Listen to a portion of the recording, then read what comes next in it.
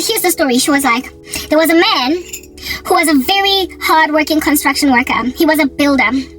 And he used to build some of the most gorgeous, beautiful houses for some of the most wealthiest of people on the earth. His boss absolutely loved him because he was his best employee. He did the best finishes, and he was always the foreman hired to oversee construction work. And this man worked for 30 years by the sweat of his brow, investing all of his might and fever in these projects, these buildings. Then he reached his retirement age, and he was now to go home and rest. He had spent his entire career building homes, fancy ones for the wealthy. And just before he retired, his boss was like, Jimmy, let's say his name was Jimmy. Just before he retired, he was like, Jimmy, I know that you are retiring, but I want you to embark on one last project. One last project, Jimmy. And I want you to build in this project the most beautiful house of this size with this many bedrooms that you ever can possibly build. I want you to procure the best materials for it. I want you to bring your best men on it to help you along. And I want you to do the best finishes. Everything must be to the T, pristine and absolutely perfect. This will be your last project and I will pay you handsomely for it. Just one last job. Jimmy, will you do that for me? Jimmy, all exhausted on some, I was about to go and retire. This guy, is he serious? He is still out here plundering my hard labor. I'm tired. But then outwardly, Jimmy tells his boss guy, fine, okay, I'll do it for you, boss, I will. You've been good to me all these years. You've paid me well. My family's fed because of you. My children went to school. So I will build this one house for you. But Jimmy, unbeknownst to the boss guy, was exhausted and embittered even by the fact that he lives in this lowly home with his wife and children while he has been building homes for the wealthy. And so bitterness basically caught up with him that how am I retiring to this shack, this meager dwelling premises? How am I retiring to this lackluster environment while I spent my whole career building homes for the wealthy?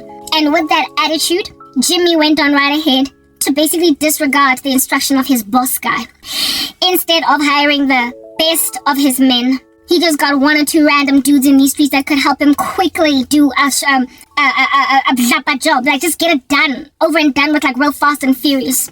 So he did not get the best of his construction employees that very potentially.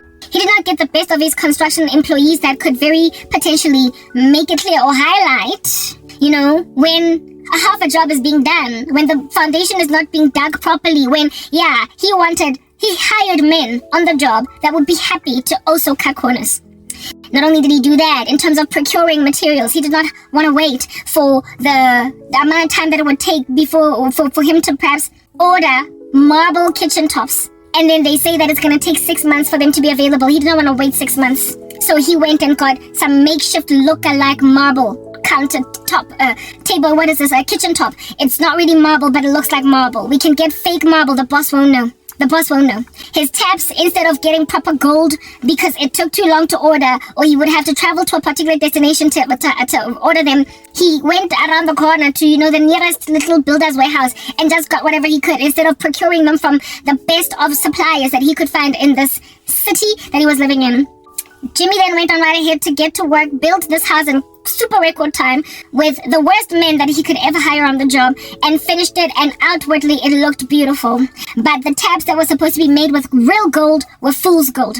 The marble kitchen tops were not really marble. The particular wooden oak finishes weren't really that. You get my point. Whatever could be the raw materials that are used in order to build a high-end, top-class home, he got second grade, if not third grade materials. Top of that, the workmanship was lackluster too, because, him and his boys were cutting corners.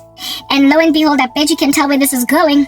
When the house was then built and finished, his boss was like, Jimmy, thank you so much. You've been one of my best employees, and I'm so grateful for all the effort that you put in. You have made me a wealthy man because of the homes that you have built for my clients. So, congratulations, this is where you are retiring.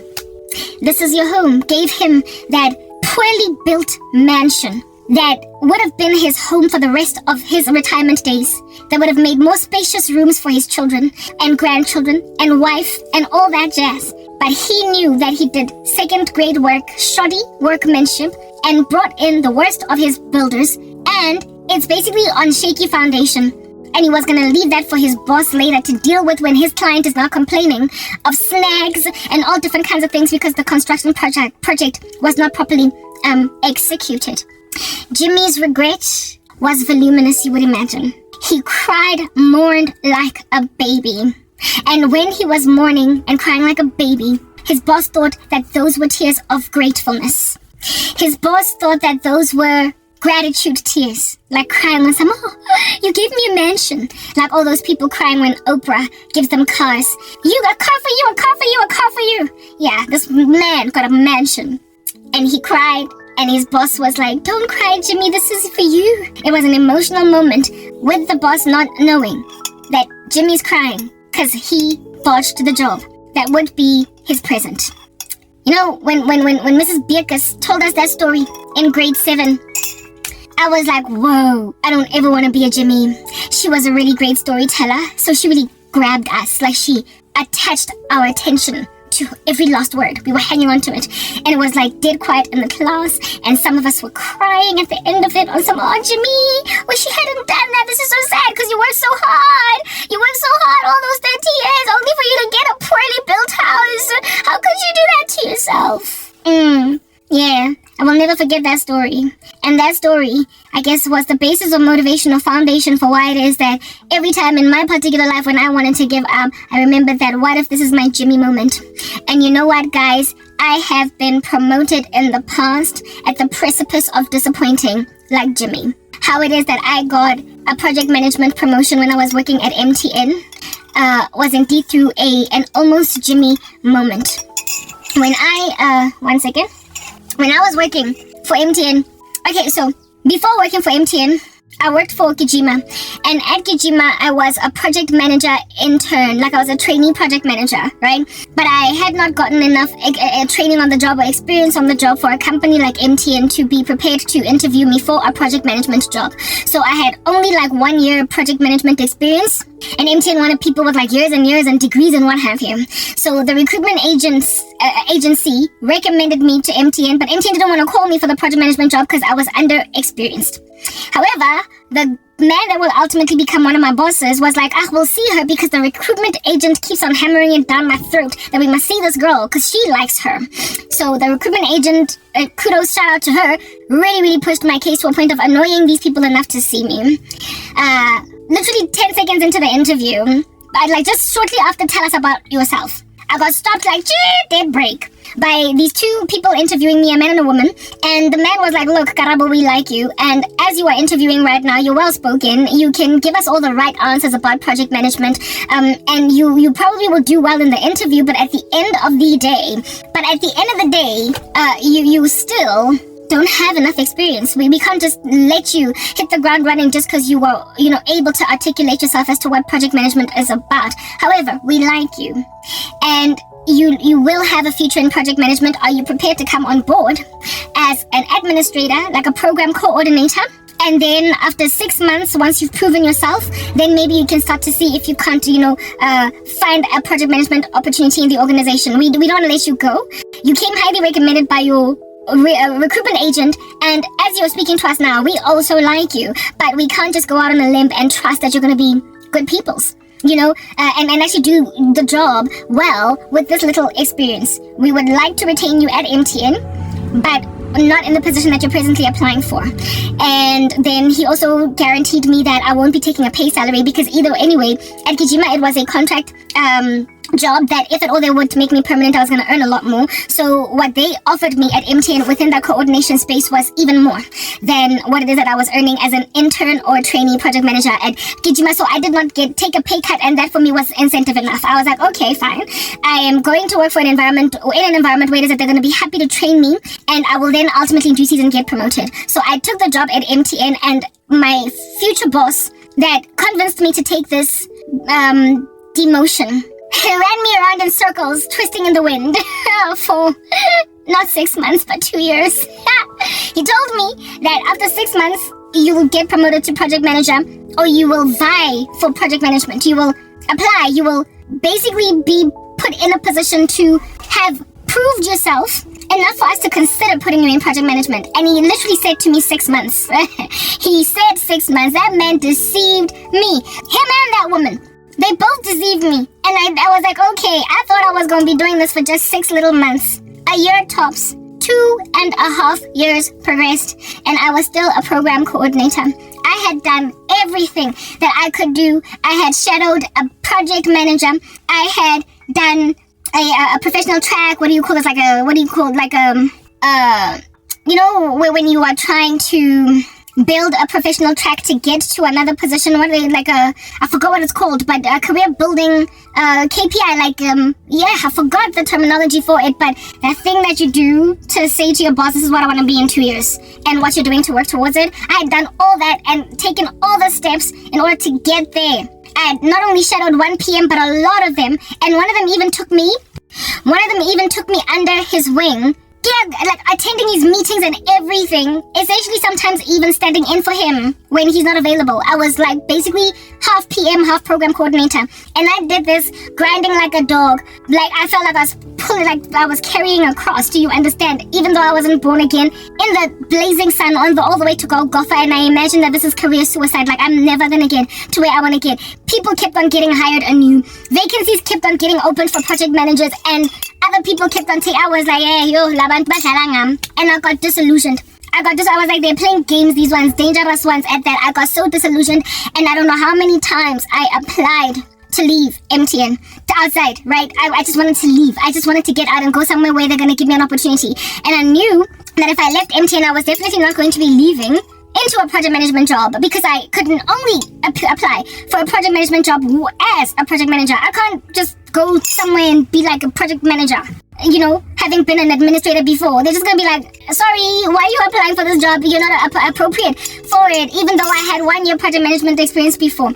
I'd taken all the courses. I'd done PMBOK. The project management knowledge, body of knowledge, all that. I had done it all, yo. Yeah.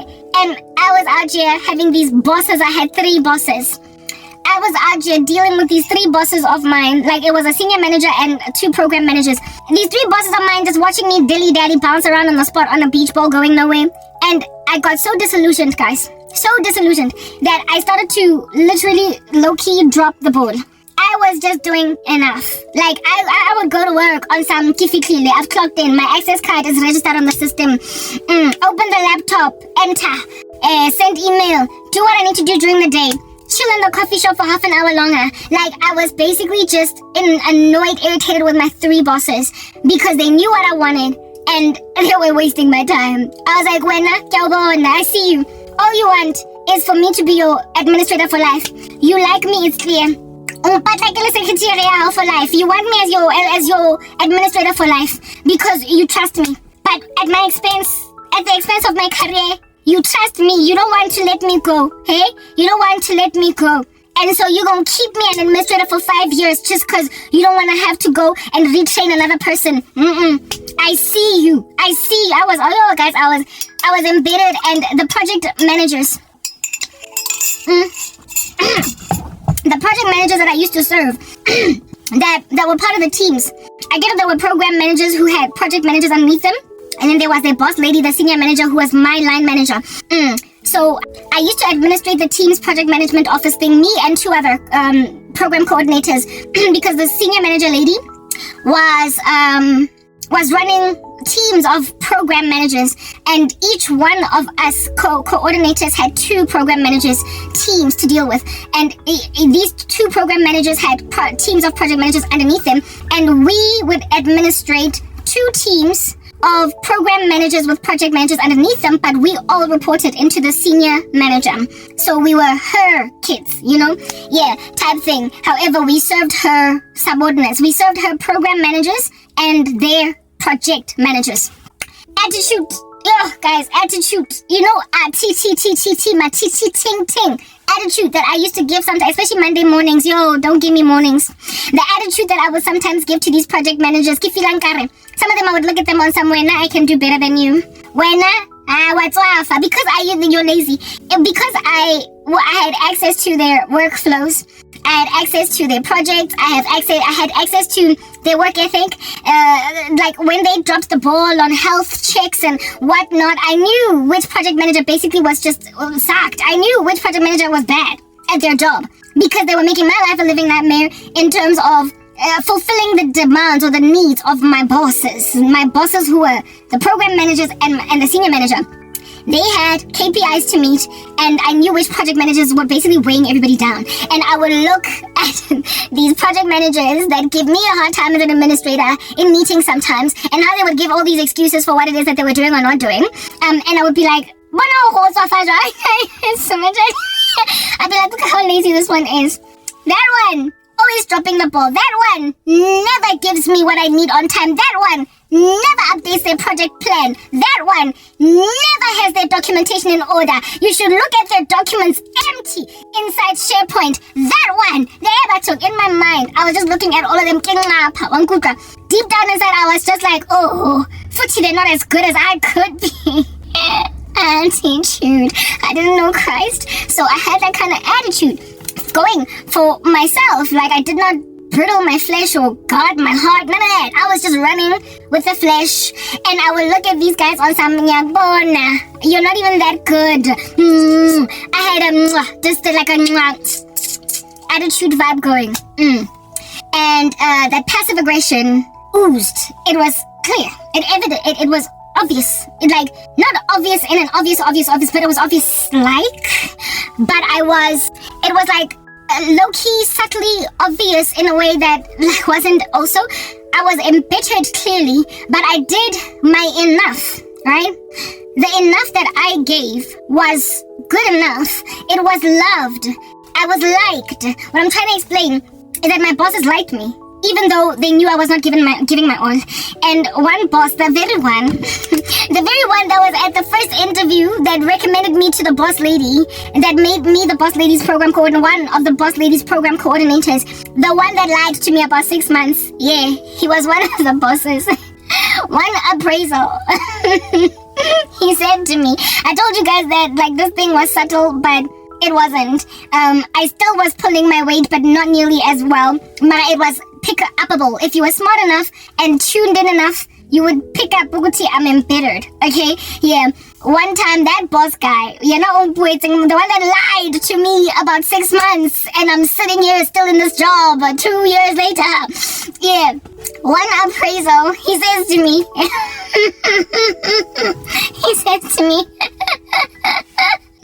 he's like, Karabo, we really like you.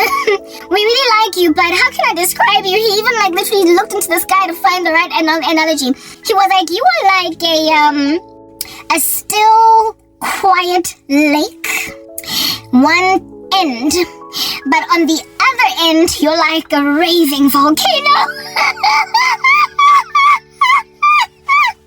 He was like, you're like a still quiet lake on one end, and it's tranquil and peaceful and easy to work with, but on the other side, you're like a raving volcano. So that ambivalence in me, where it is that I was working because I had to gather a salary, and I was working because I was working, that was delivering enough fruit for him to see a still quiet lake, but there was so much ambivalence and irritation and anger, obviously, and disquiet and a lack of job satisfaction in me, that I was then on the other side also like a ravenous volcano.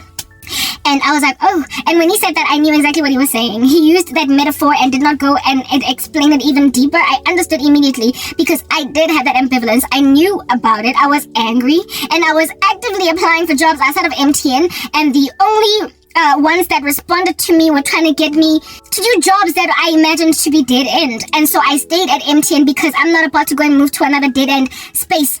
So I stayed and I stayed and I stayed and I stayed, and I was unhappy, I was disquieted, I was sad, I was a still quiet lake and a ravenous volcano in one sitting. And this happened for 2 years, and that it was so bad that one time what you call it, not one time, sorry, but like it was so bad that some meetings, especially if they were morning meetings, I would have a passive aggression in the meetings to a point where I remember one time my boss calling me after the meeting ended and she was like, "Are you okay?"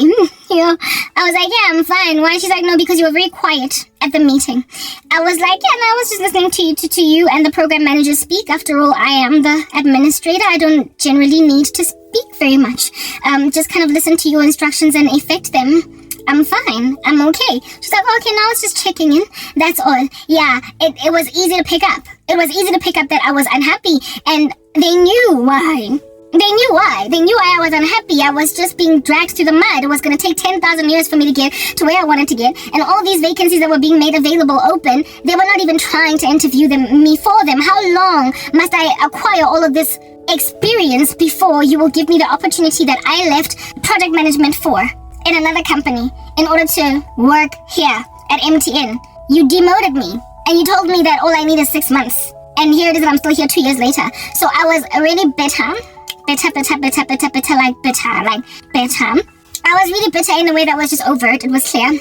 Okay, but like I didn't drop the ball. I didn't underperform, but I certainly did just enough. I was merely just gliding by. And that gliding by was enough for, like I said, my bosses to like me, but they were possessive. Is that basic? They were possessive. They wanted to keep me so they don't have to, I guess, interview again and whatnot. They were possessive, frankly, of all of us, okay? Yeah, and I was just not feeling any of that. I was not trying to hang out in one job for like 10 years. Like, I'm not doing it. Yeah, whatever. I'm in this situation. And then one of the program managers that I did not serve under that one in particular, right? But one of the program managers gets promoted. He goes and becomes a senior manager in another department. And so there's like a vacancy for a program manager, right? And one of the project managers underneath him, right, applied for that job and successfully interviewed for it. So a project manager got promoted to program manager, filling the vacancy of the man that moved to senior management somewhere else. Okay, cool, beans and bananas. He starts working. We're like, "Congratulations for your promotion. You deserve it. Hallelujah. Amen." Okay. He's working now under my boss lady as one of her program managers, alright? And my boss lady gives him a project to do as his subordinate. And that project has something to do with consolidating a certain work field, a certain workflow process that would need the assistance of all of the program coordinators. It would need the assistance of all of the program coordinators, okay? In the department altogether, and I was one of them. In the beginning, there were 3 of us program coordinators, but as the years progressed and they did reshuffling of structures, we ended up acquiring like I think 3 more. So nearly, or 4 more, so nearly like 7 or something. There were like 7 of us program coordinators scattered across multiple project management teams and program management teams. Okay, cool beans and bananas, right? I was one of the OG program coordinators. And so, and also the most trusted. He went and asked, "Who's this?" The boss lady on some, "Okay, this project that I am hooking up, that you want me to do, that's going to consolidate these workflows for our teams. You want me to work with program coordinators. Which one do you recommend I check in with first, tap on the shoulder of first?" And this boss lady was like, "Karabo, go to Karabo, definitely Karabo." Papa, like, I was out here passing so much shade to these people, right? I was obviously angry. Like, why are you wasting my life and my time? Why are you wasting all my skills? Why are you wasting my excellence in this like deadbeat job? What's going on with that? But despite me having that attitude, I was trusted. She liked me clearly and trusted me clearly the most, to a point where when this gentleman that had newly gotten this promotion asked, out of the program coordinators, who can I ask to, perhaps help me spearhead this thing, like commence it, like the project to consolidate these workflows? Which of the program coordinators can I trust to lead this in a way that is successful, that's going to consolidate everything in one bunch? And my boss lady was like, "Karabo." Like, she did not hesitate to give my name. And so when this dude tapped me on the shoulder on some "Karabo, can I have a meeting with you?" I was like, "Sure, like, hit me." Alright, so I have a meeting with him, and then he gives me this job, right? And guys, when he's speaking, I'm not outwardly now with a grandiose amount of attitude, right? But I am low-key in my heart and in my mind, squinting my eyes, I'm squinting, I'm rolling my eyes. I'm like, ugh, why me? Like proper, I had that why me attitude. He calls me into this meeting by myself. I'm like, why didn't you call all the program coordinators and ask them who wants to head this machine? What makes you think I want more on my plate than I already got? Hey, what's wrong with you? That's what I'm thinking. I'm thinking it. I'm not acting it out yet, okay? I got attitude. You're like, attitude. Alright? This man is, I'm sitting with him in this meeting room, and inside I'm grinding my teeth. I'm gnashing them like hell. Yeah, deep down, I'm gnashing my teeth. He's out there giving me more work than I need. He's out there giving me more work than I frankly am prepared to take in my stride. I'm disillusioned. I'm disquieted. I'm unhappy. I've been left in a job for like 10 years, okay, 20 million years, going nowhere when I was supposed to be in it for just 6 months. I'm obviously, I'm like, I'm oozing, I'm giving. I'm out of the door. I've got one foot out. Y'all know I got one foot out the door, right? I'm giving. One day I'm going to hand in my resignation. I have got that going, and it is felt. But they're writing me out. They are writing out all that attitude, okay? Because despite it, apparently, allegedly, I still was the best. I was still a top performer or whatever. So they kept me. And here it is that this man has been told, if you want somebody to spearhead a project, go to Karab. And I'm now sitting in front of this man out here asking me this big favor. I now have to go and gather all the program coordinators and start to basically motion his project and bring it to fruition. This thing that he has been given as a responsibility, he has decided to put me as head of it. And I was like, do you know how much I earn? And on top of that, you know how long I've been all up in this gangster job? Okay? And do you know how under heaven I just ain't feeling the fact that I was told I was only going to be in it for 6 months? And do you know how it is that I'm still going to be here after 10 years? And you want me to do more than what is absolutely necessary? Is that what I'm getting from this interaction? You are asking me to do more? For real? Ezzy, I was so irritated with that petition, but I didn't show it. This man is out there asking me this job, right? And I'm like, okay, sure. I'm taking notes with a big smile. All right, when's your due date? What are you, okay? What are the expected KPIs out of this? What are the deliverables exactly? Okay, all right. Okay, now I'll schedule a meeting with the coordinators and then we'll get this started, hitting the ground running. Okay, I'll let you know. I'll give you feedback.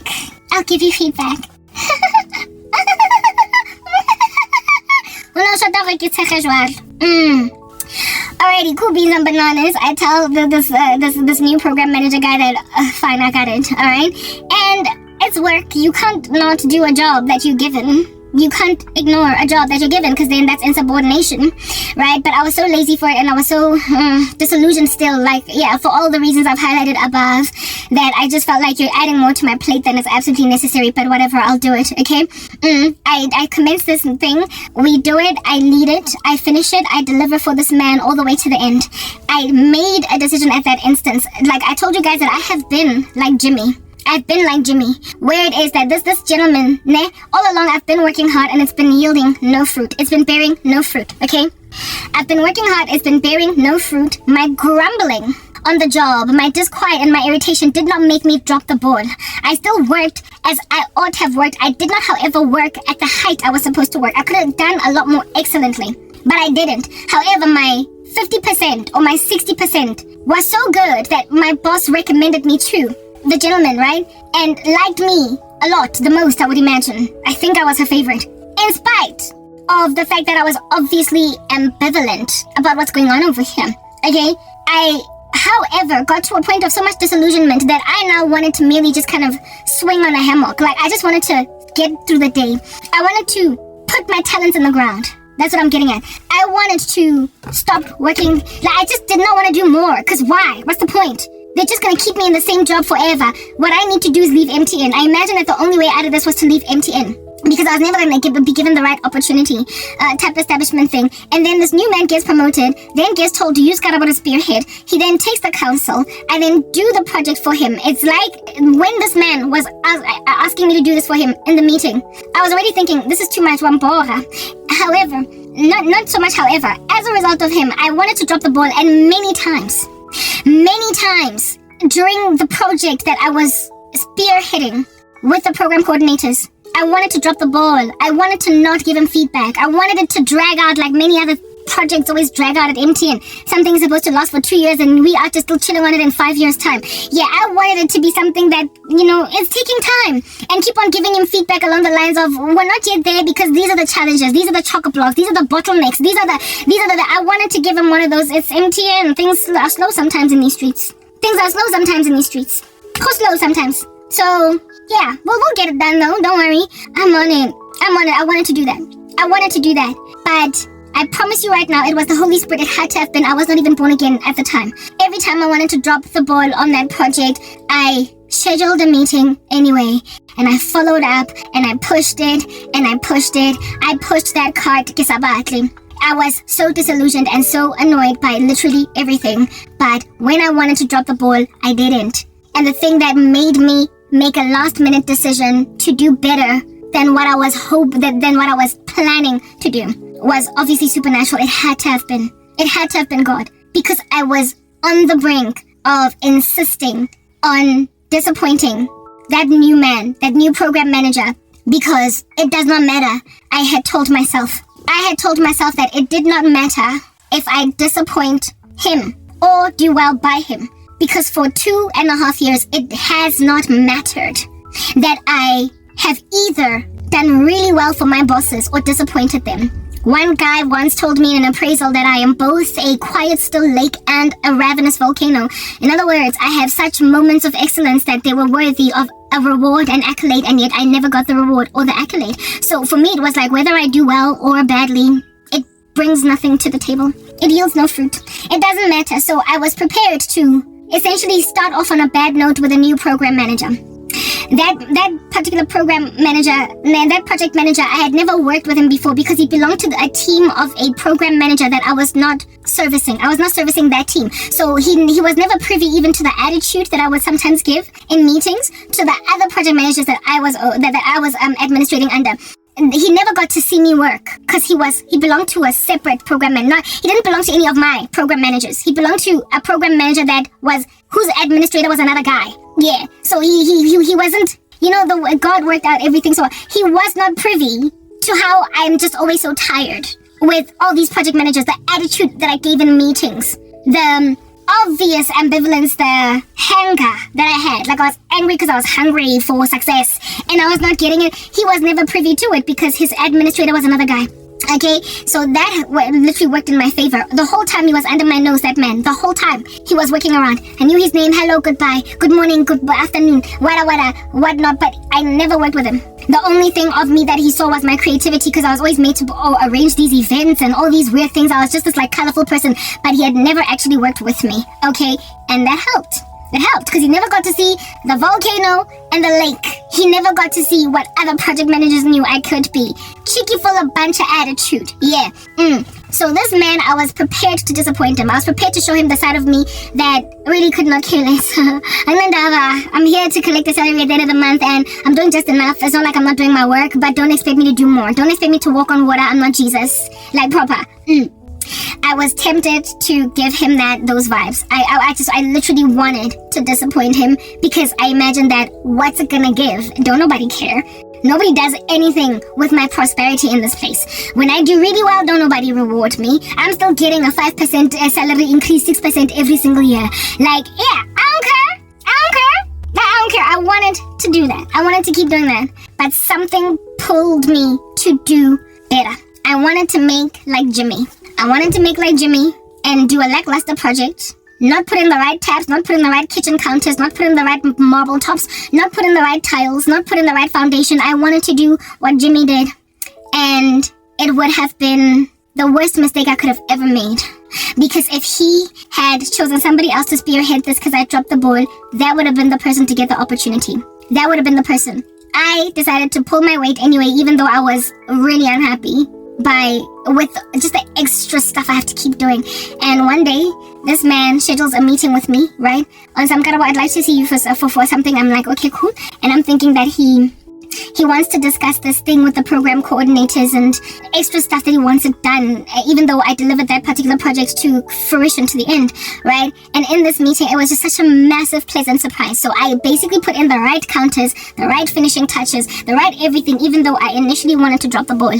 I wanted to drop the ball, and he calls me to a meeting. I'm sitting opposite him in the meeting like a neat little girl, and he's like, Karabo, you know, with this program coordinator thing that I asked you to do, it was one of my first projects under my boss as a program manager, and it got me rewarded well by my boss. She really liked how I delivered it, and I realized that really if it wasn't for you, I wouldn't have done it. I wouldn't have been able to deliver to her that which made her proud of me as her new program manager.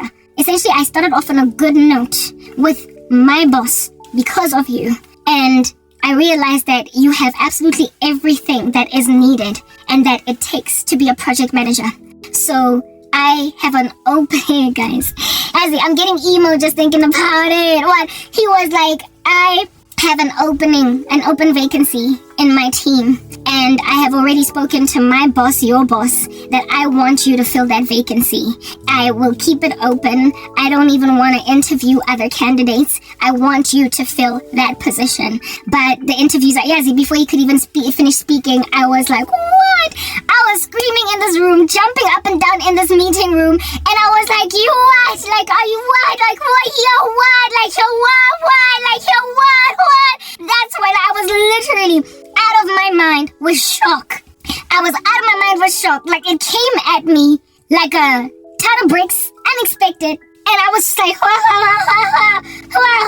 yeah, this man was out here telling me that this job is as good as yours. We only have to go through the formalities of the interview, but it's yours. I want you to be one of my project managers. Guys, and he had already told my boss that I want Karabo to be my project manager, and my boss this time around was like, I can't be holding on to some people forever, People gotta grow in these streets. Like, we gotta let some people go. So it's okay, it's fine. You can take her. You can take her. She's been wanting to be a project manager. If you want to give her an opportunity, I realized perhaps maybe I might have taken 10,000 years to allow her to move over, because frankly I was selfish for her. She was possessive. She was. My bosses were possessive of me, and it took one of the program managers being like, can I take her? And she then conceded. She was like, fine, you can have Karabo. I guess I'll go and I'll hire someone else. Somebody else will come and be my administrator. It's alright. Okay, fine. She finally let me go. She let me go, and it was frankly because of her recommendation that this man ended up wanting me. But I got the opportunity that I've been waiting for all this time because of the fact that I kept on working hard in spite of wanting to drop the ball, because I imagined, what's it for? Like, it's just a waste of time. What is the point? Like, what is the point? Why? Nobody rewards me when I do well. Nobody punishes me when I do badly. I'm just out here in limbo. So I'm just going to keep being in limbo. And because the Lord is the one, I believe it was Jesus, it had to have been. The Lord was the one that basically low-key nudged me to do better by this man, because this time he's different. He's not going to be like the other program managers that will sit and bask under the sun of your services and not acknowledge or give credit where it is due. He's not going to ignore the fact that you are good at what you do. He's not going to ignore the fact that you are in the wrong place. It's time now for your promotion. He's not going to ignore it. And so because I pulled my weight, this man motioned everything, and I thought that, just like things happening at MTN, you are to be given a promise in like Jan, and like in September, you still out here waiting for it. You're still waiting for the fruition of the thing they said is gonna happen in March. They give you the promise in Jan, say by March you'll be good, and then in September you're still waiting. Yeah, I thought that maybe this was gonna be one of those things where it is that I would still be waiting that much. For something to give. And no, this man moved so fast with stuff, so fast. Like within 2 months, I was placed as a project manager, but I was not a project manager. My boss took me away from him. You see, the thing about that boss lady is that she knew all along that I was not supposed to. I stayed in that job for longer than what was absolutely necessary. Okay. And it was her fault. And it was also the fault of her subordinates. Her program managers, right? They held on to me possessively. She knew what environment was best for me. She knew what environment was the most fit for purpose for me. Maybe after 4 years, she might have pulled strings to move me there, right? She had told herself that maybe after 4 years, 3.5, I'll move Karabo to be a project manager in marketing type thing. Mara for now, utlo dula fela and bask under the sun of my, like grandiosity. She's just gonna be mine. But then somebody was like, I want her. And she was like, okay, look, I've been hoarding over here. Let me go. But once this man said, I want Karabo to come and work for me, and gave me the job as a project manager. I hugged him, guys. I thanked him. And it's funny. Every time I'd be like, thank you, thank you, thank you. He'd be like, don't thank me, thank God. He was a Christian. Look at that. He was a God-fearing man. I wasn't even saved at the time. I was like, okay, yeah, sure. I thank God, but thank you. He was like, don't thank me, thank God. Yeah, I would shortly after that get born again. Did not realize that God was moving all of these things on my behalf through these people. Anyway, whatever. So, once this man interviewed me, like proper, he interviewed me. I was supposed to work for him. Yeah, my boss, because all along she had known that she was hoarding me and she knew where I belonged, she took me from him. I was supposed to report under that man. Yes, guys, if I had been that man's project manager, I probably would still have my career today, because it was the sabotage of people in the team that I was working that got me fired. I would not have been in the front lines of battle, essentially, to lose everything. But anyway, whatever, that's another story for another day.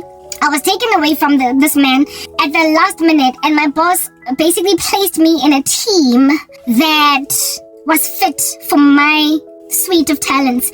It's like she had been looking at me all of these years.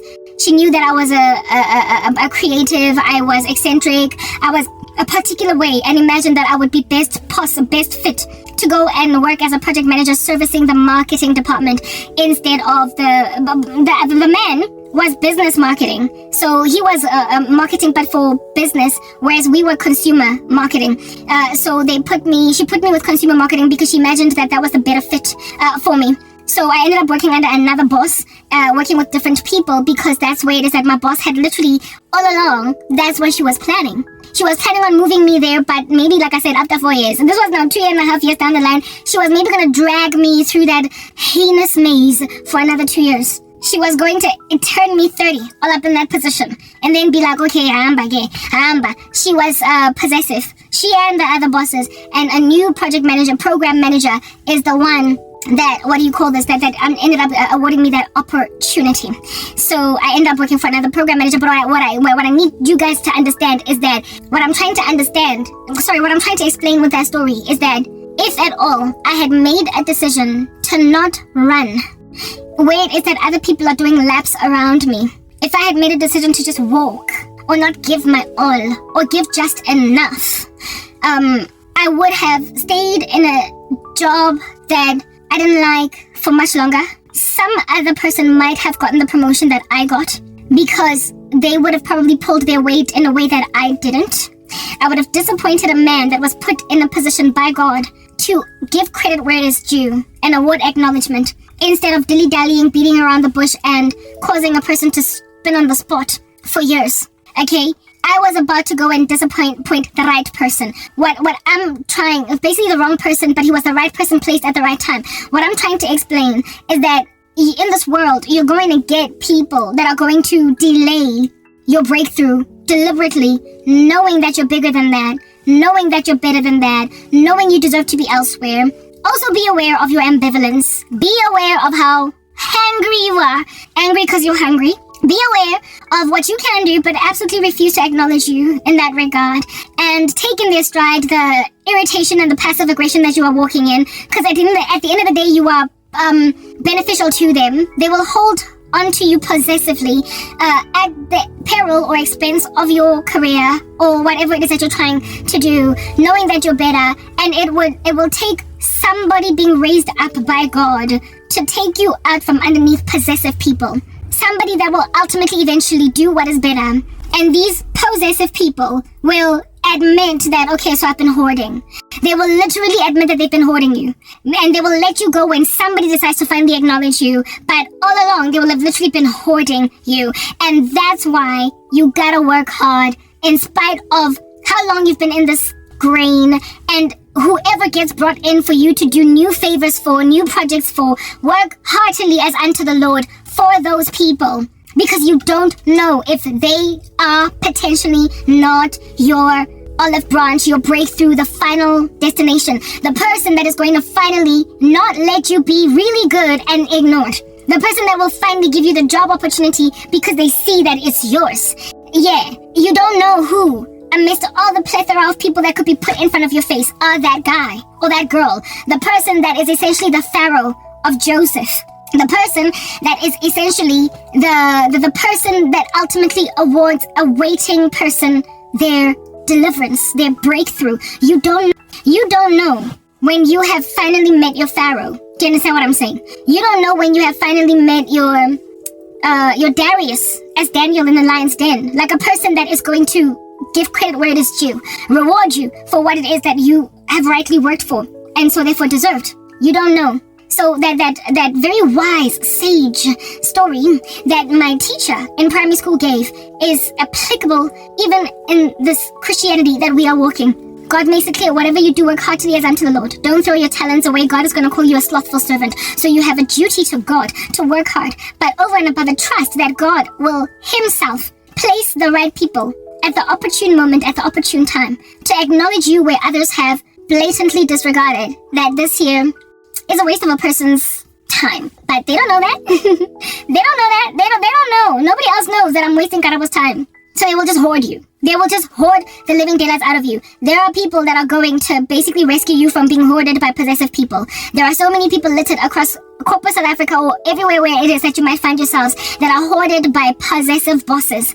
Bosses that cause you to quit your job to move to another company in order to find a place where you can be able to move. Even though if you had stayed in that company, you would have been promoted in that company. And so therefore, started off from that elevated position, you would have been given that springboard. In order for you, moving to another company, you're starting on a very lofty note. Yeah, but there will have been such barriers to entry to you that you will end up literally leaving a job that was the best environment in which for you to grow. But you left because they just kept you in a grain. Even though you were the one that was training everybody. You were the one that was this and that. You were the one that was the best at this and that. You, frankly, were so trained at the job that you are too inherent in the future that you are basically teaching even those who do that job their job. Like, you know how it is that I was with project managers, I would look at them on some, when I'm better than you, like people that were dropping the ball like no man's business. I was an administrator and was privy to their work ethic, and I would look at them and I'm like, you're collecting that big fat chunky project management salary, Mara, you suck. Like, you're lax in comparison to many of these other project managers, and in comparison to how I would do if I was a project manager. You are bad. You are not good at what you do. You are not good at what you do, and yet you're the one with the job. Yeah, when you are so ready to do a job that you are already better than people who are already doing that job, and yet people are wasting your time. God knows that, and he sees that pain. He recognizes the fact that there are others who love to hoard people and twist you in the wind until you feel like you have run out of breath. God knows. God knows. And he will raise someone up. I need to use the bathroom. Okay, I'm back. Yeah. Alright. Yes, so basically, guy. Yeah, I was speaking about how it is that dropping the ball, first and foremost, it's ungodly, right? We should not do it because that's the throwing away of our talents. God is going to call us wicked and slothful. Whatever we do, we must work heartily as unto the Lord. And whatever we do as well, whether we eat, whether we drink, we must do it all for the glory of God. So it's godly to not be lazy or to drop the ball, but it is also beneficial. You know, the Lord does not merely give instructions if they don't reward you. It is written in his word that God is a rewarder of those who diligently seek him. So when you hold fast to him, he's not merely going to keep you in a grain that is heartbreaking while you just, in a very ascetic fashion, while cutting yourself and beating your flesh into submission and denying your flesh and all that jazz, you're going to get nothing at all out of it. No, he rewards in due season. Just like it's written in his word that do not grow weary of doing good, but in due do not grow weary of doing good, for in due season you will reap the peaceful fruit of righteousness if you do not give up. That is what the Bible says. So you will reap eventually. And in the season of your waiting, it's written that God is going to renew your strength. Those who wait on the Lord will renew their strength. They will mount up with wings like eagles. They will run and not grow weary. They will walk and not faint, right? That's just the promises of God. You never know when you are dealing with a man or a woman that is going to finally give credit where it's due. Sometimes you are in an environment where it is that literally everybody there is going to ignore the glaring talent that you have. And the only reason why that's the case is because God, for a season, is allowing that situation. And then next thing, boo, somebody will get hired on the job. Somebody will move into your complex. Somebody will move to your gym. Somebody will basically be placed where it is that you are at. That's going to suddenly give you what all this time has been glaringly, obviously ignored as obviously yours. Do you understand what I'm saying? Like, it happened with that gentleman that got promoted from project manager to program manager. He was a project manager all along and in absolutely no position to award me any job at all. And then one day, the one guy got a job elsewhere, and then the vacancy got opened. He got promoted to that job, and within a matter of months, I was a project manager because of someone that was not there all along. He was not there all along, but that's what God was planning, that somebody else would move in. So do not look around scanning the periphery. Do not merely scan the periphery on the left and on the right of you, looking at literally nothing but naysaying people, naysaying colleagues, people that you know will never do right by you, people that you know will never do anything that is sober and sound. People that you are aware are just gonna hoard you like boxes in a house that is already cramped. And there is nothing you can do. Do not look at your ecosystem panning your head left and right and be disillusioned by obvious saboteurs. People that are obviously never gonna do good by you. Unless they get like a Saul on the road to Damascus moment, meeting Jesus and suddenly getting born again. Unless that happens, you are literally in a deadbeat, dead-end desert zone with a tumbleweed rolling around it and with you seeing nothing but the mirage of your prospective promotion. It's a mirage, and it will only ever stay a mirage until some new dude starts working for your company or a client that is your company's biggest like honcho client guy. When you go and have a meeting at his premises and then he has a conversation with you and is like, how would you like to come and work for me? How would you like to quit that job that you're at and work for me? Because I like what it is that other services that you are offering me. I'll take you. Kana Kwateng Mutwatengi is a client, and it's a new client that has newly signed on to your firm. And he is only working for you now for 2 months. And then he basically snatches you. He headhunts you. He steals you from under your boss because he likes you. This client was not the client of your company a year ago, 2 years ago, 2 months ago. He was toggling between giving the job or the contract to another firm. Literally your firm and two other firms were vying for his contract. Your firm wins that contract. And that client is like, hey, how are you? Karabo, how are you, Pinky Mainari Neilwe? Sebo, I really like you. How would you like to quit your job at that company and come work for me? Massive salary increase, big chunky opportunity to finally do what it is that you've been wanting to do all along. Where was this guy 2 months ago? Being basically, headhunted. He was being sought for business by your company. Where was he 3 years ago? Nowhere to be found in the market because he was a startup entrepreneur. Where was this guy 6 months ago when you are applying for a job elsewhere out there because your present company, your present boss does not care to give you a promotion? He was busy petitioning for a company to take on his particular books to either underwrite them if it's insurance or to give them benefits if it's, again, insurance. If it is an IT company, he needs this particular software for his company. Yeah, and he's busy literally scouring the market for an IT firm to provide these services, and you work at that IT firm. 2 months ago, he was looking for this opportunity, and 2 months later, he has chosen your firm, and a month later, he has decided that he wants to steal you from your company.